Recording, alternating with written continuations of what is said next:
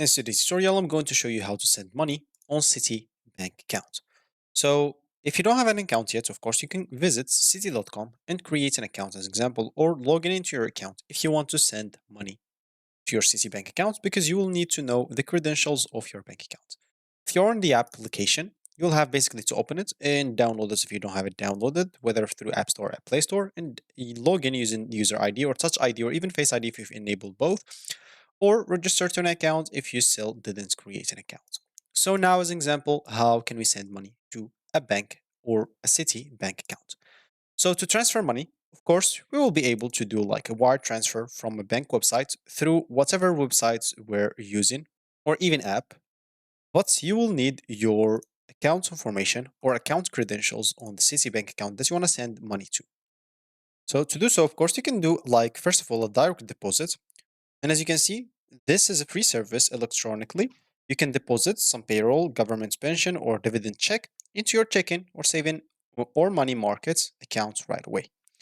And of course, you can also do some mail-in deposits if you want to, and you can see how to do it, of course. You can pause the video and read that out. It's not what we're here. And now let's get into the online wire transfer.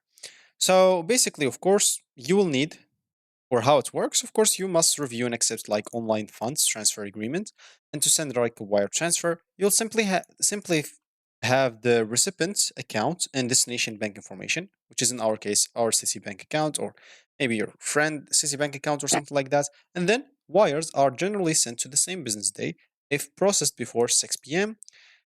For international, of course, transfers and 6:40 like 5 p.m. or domestic transfers. And wire transfers can be a one-time event, and you can set up domestic recurring wires in advance, and you can also save and reuse wire information and see all past and future wires. So how you can receive it?